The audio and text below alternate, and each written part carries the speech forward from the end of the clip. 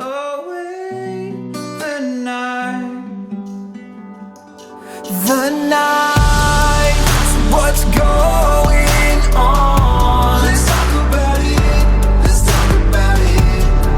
And let loose your tongue. Let's talk about it, let's talk about it. 'Cause what's done is done. Let's talk about it, let's talk about it. The best is yet to come. Let's talk about it, let's talk about it. Come here and rest your weary bones. See?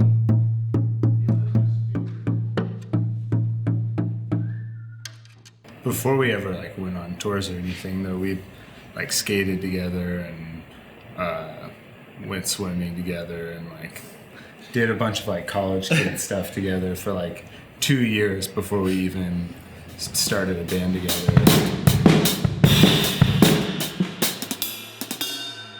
So in Moses' freshman year, Yeah. I feel like you guys basically lived with Matthew and I. Basically. And we weren't playing music together at all, apart from like the random, like we all would get Midnight out, jam session. you could get out guitars and cover weird songs and stuff, but like we were just like at their house watching movies and skipping class. I need my cigarettes and If we could all be just doing this, like as our careers, that's kind of the dream for all of us, I feel like. on Block Street. And every night when I go home, my fingers frozen in my cheekbones cold. I hope they don't find me.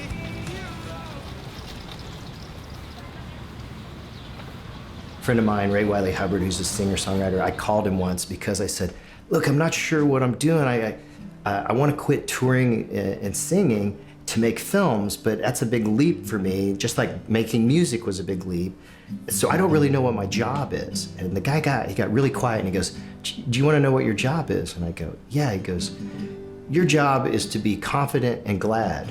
Are you doing your job right now? And I went, no. And he goes, get back to work. And he hung up on me. And what he meant was, if you're an artist, just go do it. And to be grateful that you get to do this. Where else can you live in this world where you're allowed to do that?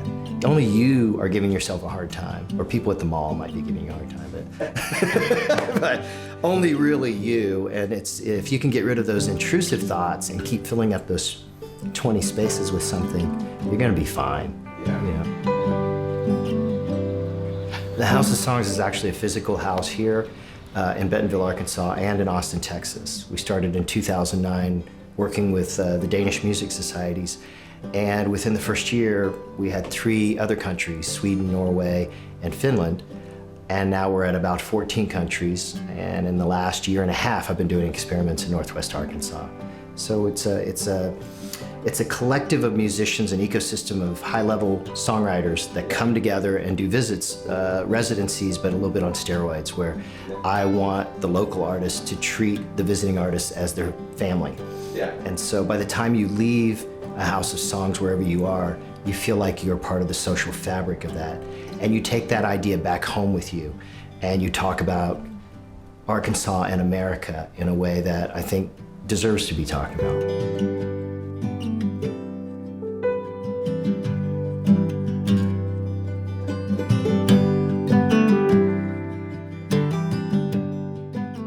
But what makes Northwest Arkansas unique is really, to me, the story is just starting to be written. You've got people that are coming in now on the heels of the world's largest retailer, multiple Fortune 500 companies in towns where there's 60,000 population or less, but that together make up now what they're calling to be a major, in the future, metropolitan area. And now you've got a state-of-the-art recording studio, and you've got talks of music venues coming in 2019 and 2020. And you've got just this cultural boom that's happening where I think there's a contagious culture here right now where we're in a building phase. And you've got a lot of passionate people who are coming to the table going, how can I invest and put my money where my mouth is? So Haxton was born in the very beginning out of my time in Nashville and then moving to Northwest Arkansas and noticing that this sort of production was needed, where somebody could get a Nashville-style album and not have to go there to do it. Sweet surrender, oh, like water flowing to the sea. Music creates this geographical identity for an experience. And the most important thing is that identity triggers a memory for the future. So I hope this experience and this opportunity triggers memories for people in our music industry, within our community.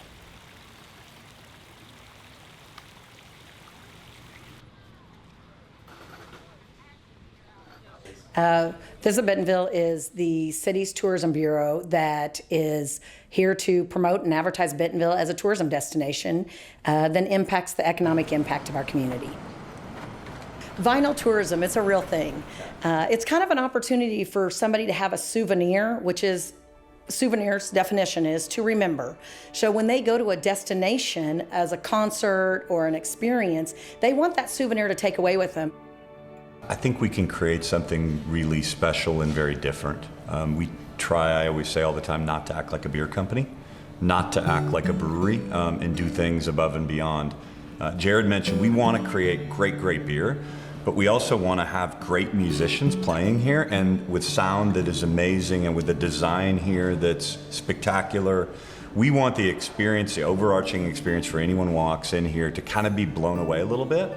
So the one thing we have challenged ourselves really strongly on is we have to think non-traditionally. If everyone else is doing something, we've got to do something different.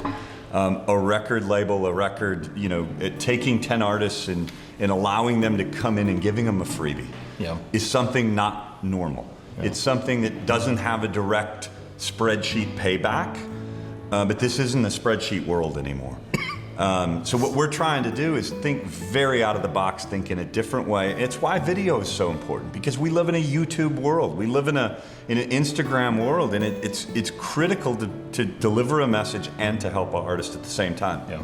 We are helping an artist, but it's self-serving at the same time. It's about Bike Rack as well as it is the artist. It's about Ozark Collective. It's about Haxton Roads. Everyone can and should win.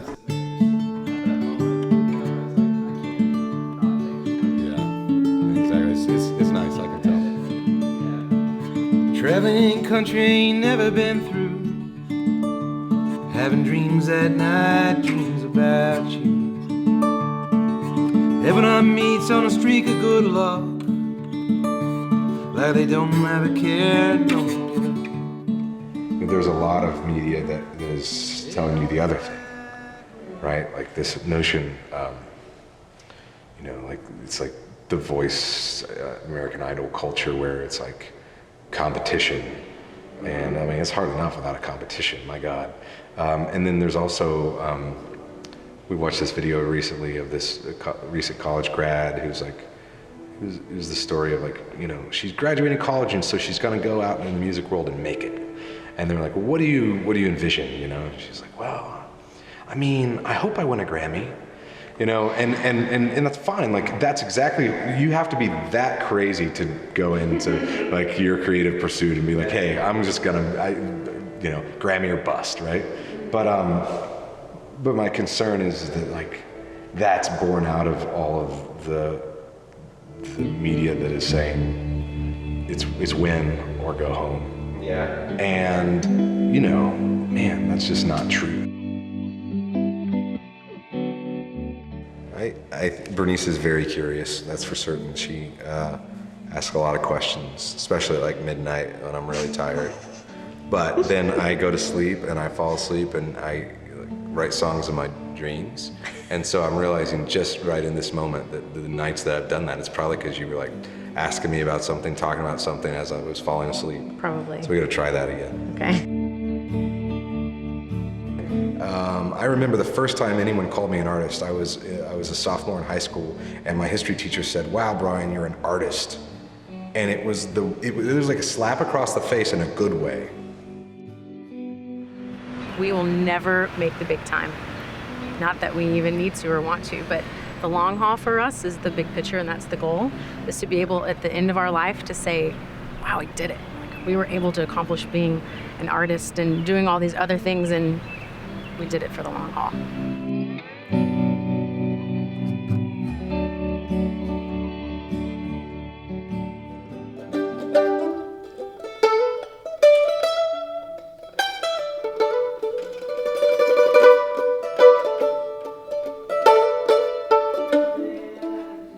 I pictured us somewhere else because I feel like that was what was painted for us.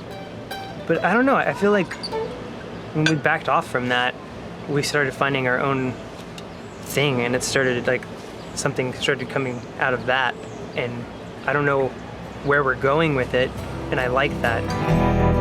I spend all my time like nickels in slots and pacing my... Like, what's the goal? What's the end goal? What are you trying to do? But I think, like, for us, really the goal is just to be able to do it. Yeah. Like, to be able to play music, and the more we can play music and the more opportunities and relationships we get, like, that is the goal. So Yeah. the journey is the goal. Like, I don't see, like, an end destination and being like, okay, well, then we're done now. Like, I just see being able to do that more and more, and maybe eventually being able to do that solely. Yeah, and there's always gonna be the next destination. Like, you don't just go on one trip and call it, you're done for your life. Like, that was it. I went to this place, I'm done. Like, I'll never go on another trip. Like, no, you plan another trip because that was invigorating. Yeah, exactly. That was exciting. Rise and rise again, we won't sit in silence. We'll take our place in history as we sound the silence. We will stand on our way with face giant. Okay. Rise and rise again until nails become lions. Like, I want to hear from, like, people that have heard my music that it touched their lives. Like, that's like the biggest thing for me. Like, I can work, like, so much. Like, I've been doing it for several years, like, working and, like, having music as a side job. There's something about music and how it, like, transcends, like, into your heart and your soul, and it just, like, touches you and your spirit like nothing else can. It brings your senses into an experience. It allows you to see beauty, experience beauty, hear beauty, or whatever it is. Like, I don't know, it's so powerful. It's such a powerful medium to, like, use and to touch people. That's why I got into it. Like, I've done music all of my life, but, like, I think, like, I came to a realization in my early 20s. I was like, this is literally the most powerful way to, like, impact people. Like, I want to be a part of it. I feel the necessity to create. Like, I feel like, one, where I am at with, like, my faith, I feel that I was created by someone who was creative, and that is, like, a trait that I've inherited, and it's our nature. Like, you can look at any human being, and we all create in some avenue, whether it's music, art, or even business. Financially, you're finding some creative outlet to benefit from, and it's your voice expressing where you're at in this life. I could probably choose to do anything else, but my heart won't let me. It's like I can't walk away from writing, you know, being a songwriter, and I can't walk away from performing. It's not a choice. You do it because you love it and you love the way it makes people feel. I mean, I've had a few shows, you have someone come up to you and what you've done or what you've shared, like, you'll either make a little kid start playing music or you change someone's world, and sometimes your songs, you don't realize how they might speak to someone, and then they come up to you and you're like, this is why I do this. I personally want to communicate something with everything I do, especially every sort of musical work that I release, it has to be, not only does it have to be like the best I can possibly make it, but I want it to make a difference. I think the sooner that we realize that our lives are not about ourselves, it's really about what we give to others and about what we create. You know, the fact is that someday I'm going to stop breathing and I'm going to breathe my last breath. But the content that I create and help produce and record for these artists will outlive me, will outlive my kids. It will be here forever. Music to me is the most powerful force on earth. So to me, I wake up every day and I feel the weight and the responsibility and joy just of the fact that I get to work in something that is making a major impact in people's lives. Music has always been around a campfire. It's been folk songs. It's been through the ages, has been something that catalogs and chronicles life, and that also gives power and purpose. As far as what we are called to influence, it's just we're passionate about like pulling people out of darkness into the light and just being like, you can stay here with us.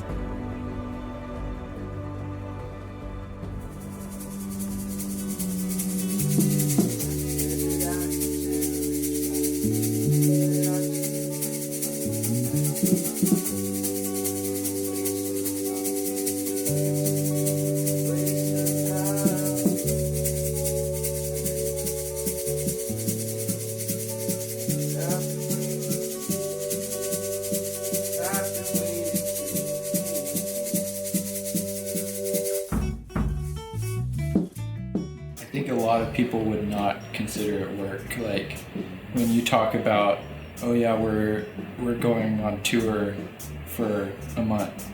You know, a lot of people are like, oh, it must be nice to like go on vacation for that long.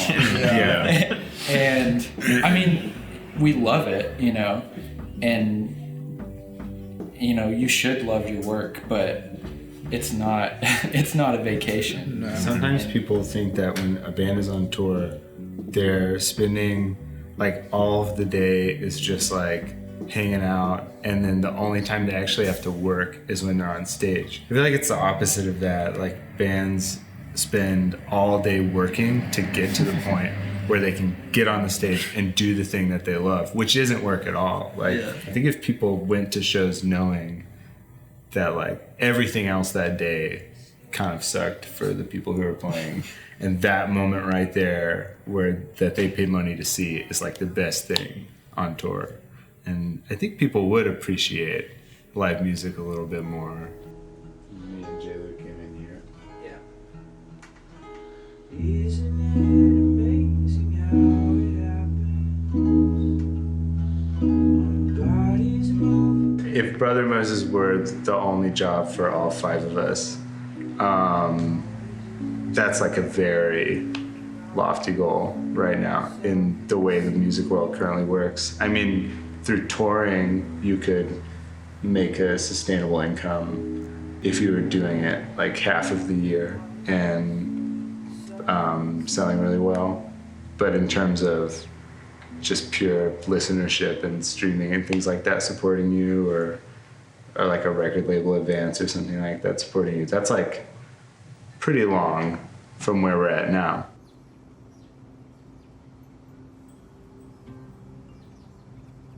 I cringe at the idea of people who have a passion and a gift to do something and they don't have the ability to do it because of financial resources or because there's a community that doesn't understand it, you know? I'm a painter and this is what I do. Oh, cool, I need something to match my couch. No, that you don't understand the concept of like what I do. The understanding of what it takes to be an artist, or like the general population may assume that you do it only for fun. Like, oh, and you guys should play this because it's going to be so much fun and great exposure, but it's also our livelihood, and that's how we make a living. Whereas I think artists maybe in Nashville or in Austin are kind of accepted as, you know, this is your craft, this is your art, and you get paid for it because this is your livelihood. But I think that's the biggest challenge in this community is the general population of people understanding that it does take a lot of work to be an artist, and it's hard work and it takes a lot of time, and oftentimes you're not necessarily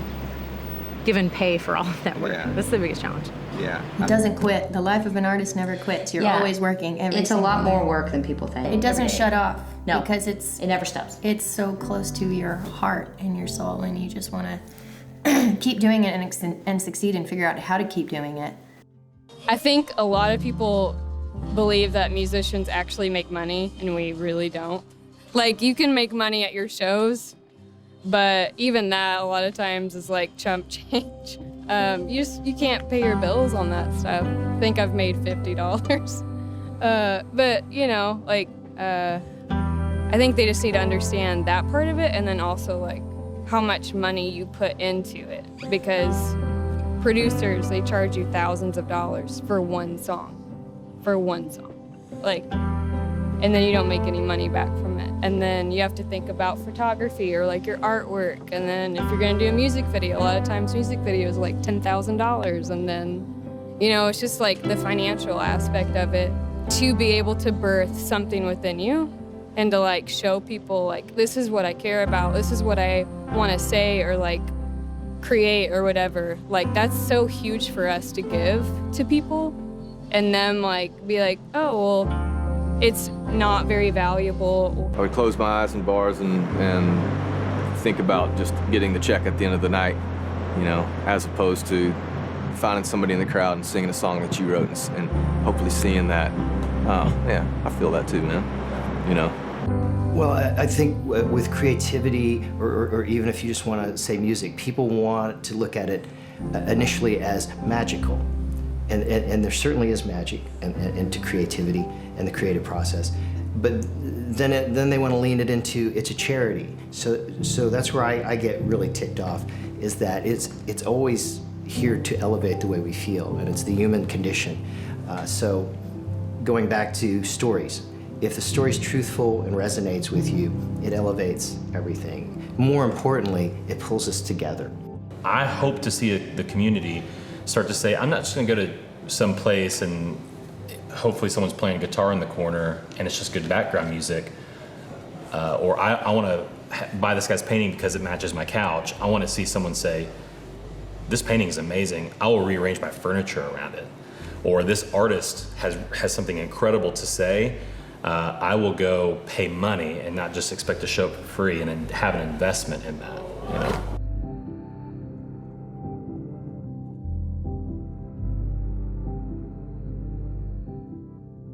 When I was 18, 19, got a record deal and spent 3 years on the road playing 200 plus shows a year, and it was my dream come true. It was amazing, and I loved every minute of it, but it came to a point where I married this pretty girl and we weren't seeing each other at all, and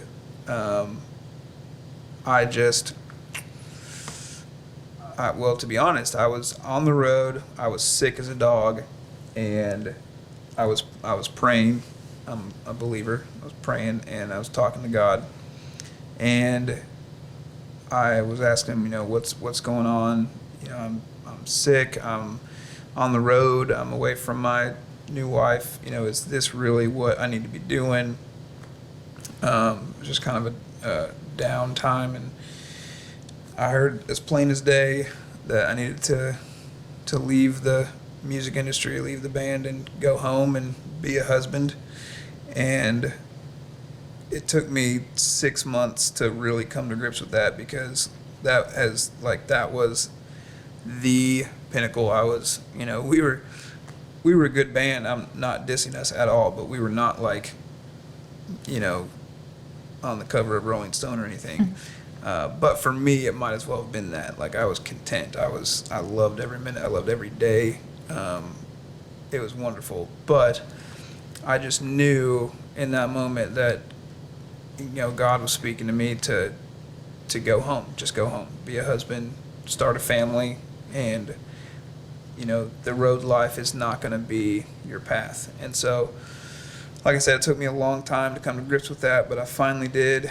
And we were playing our last show, and I was on stage, and the whole time I'm just like, it's this like terrible emotional, like, I'm like, this is my last show. I've been playing with these guys since, high school, and, we've done a lot together, and it was just a really emotional time. And so I'm singing, we're at close to the end of the set, and I've played these songs a million times, so I'm just doing my thing, but having this conversation with God in my head the whole time, and I'm just like, why are you calling me away from this? This is like the platform that I have to speak truth. This is the only area of influence I have. This is the only place where I feel alive. And he stopped me right there and he said, that's the problem. He said, this is the only place you're alive. There's 45 minutes on stage. And he said, I want to make it to where your entire life is that alive.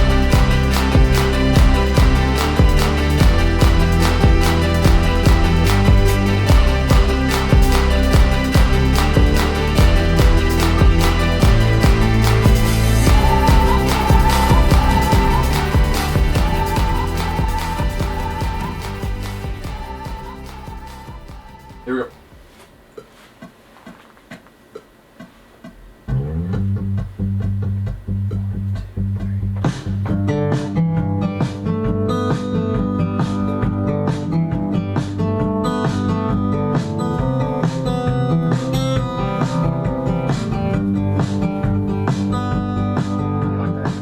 When I was playing music in the past, it felt like a lot of the artists were, not against each other, but in competition with, how many people are coming to shows, what gigs are you getting? And here it's, we all have the same mission. And you may be playing music, somebody that's in your band that also has their own solo thing. Like everybody is on the same page. I mean, we may be in different boats, but like we're all on the same course. Like it's a super cool community now in Northwest Arkansas, and I think it's only going to grow. For every like good band that comes out of a scene or artist or whatever, there were probably like 5 or 6 projects that eventually culminated in that.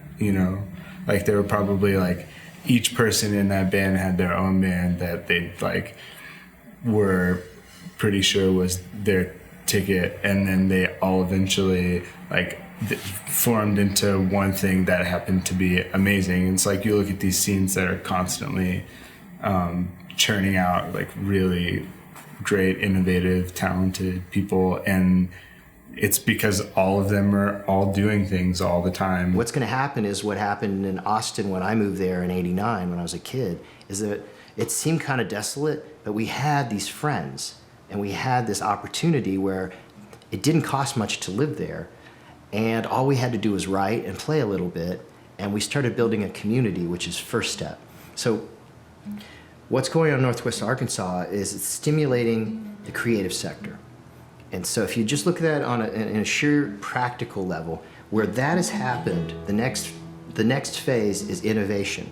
So when you get creatives together, somebody, will have a hit record, somebody won't, somebody will get to do this and this, but what will bubble is that some of these creative thinkers will create something else, or start up, or build a film company, and that will blow up. So then you have this innovation, and once an area has innovation, relevancy is the next step. So Austin, Texas, I watched it from the beginning of South by, where it was just 4 guys that were really bummed that they had to go to New York to see a music conference, and that their own bands who were great could barely be allowed to go. So they started their own festival, and that was exactly why they did it. They thought, well, it's sunny here, it's during spring break, if we can get a couple hundred people here, we know how to throw a great party.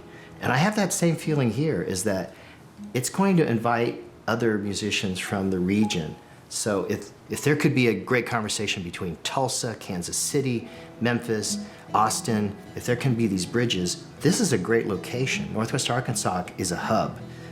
And if you knew as an artist you could come here, there might be affordable housing, but that you had this network of other musicians that supported you, that's a very attractive situation, rather than moving to San Francisco or Austin, where you spend most of your time doing your 3 jobs so that you can play 1 hour once a week. We can be a place that's very unique in that, and this is the Northwest Arkansas culture, everyone wants to help other people succeed. There is this feeling of like, I want to help with my connections, help you do what you do.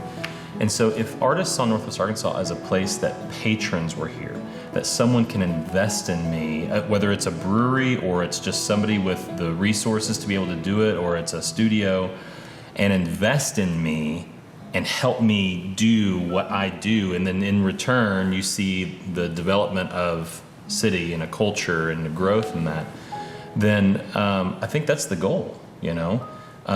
It's not just about helping people do songs, it's about growing a culture of creative people. I would have never shown up at Neil Greenhaw's studio and been talking about Bike Rack Records if he wasn't involved. And so what we try to do is find people who have those passions and let them run in our environment, and that's why we do things we do. There's no telling what's going to happen. The venues are popping up, the support is popping up, you know, financially and not, left wing or right wing. I mean, it's here. The people are here. It's a loving community. It's only going to blossom. It has to.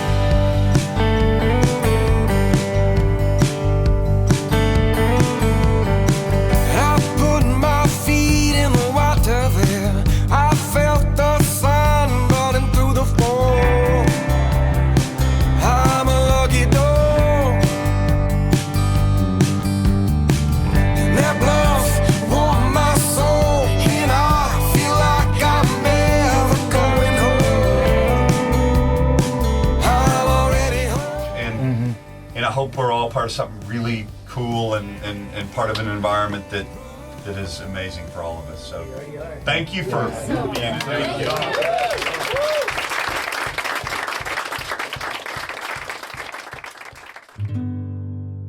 I would love to see this replicated in other cities in the state. I'd love to be able to go to Fayetteville, to go to Little Rock, to go to Pine Bluff, to go to Hot Springs, and any of Russellville and Jonesboro, and just say, hey, look at what a community together can do in a non-traditional record label sense, where we just gave 10 artists this like gift to like go and do what they're doing, and it's happening, you know? That to me is important, to support those artists and to build them up, because who knows, man, like I said, it takes one single, it takes one song of their hard work and dedication and them touring around and playing for chump change, and you know what I mean? And so I have a passion for those people, and I hope other people do as well. If people are looking to, you know, really help to shape an art culture, they have to be looking for that next, you know, voice of a generation. They gotta be looking for, or the many voices, and really care about putting support behind someone that's going to rally a cause. Because everyone's really good at some things and they're not good at other things. If you can put people in the areas that they're really good and then give them support, it's amazing what you can create as a whole entity.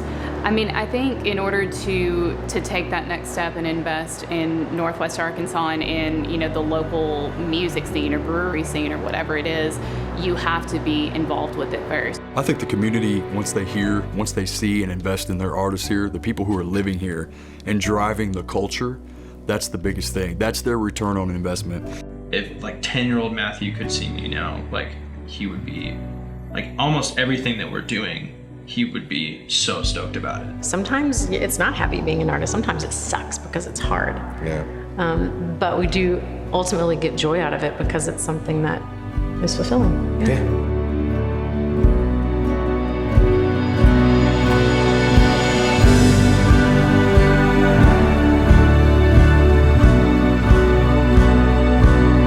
I like want to talk to everyone who is like in a dorm room, who is like, oh, there's this thing that I love to do, I'll probably never do it.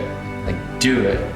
Because if you start doing that and other people, you find people that love the same things that you do, the culture will build around you.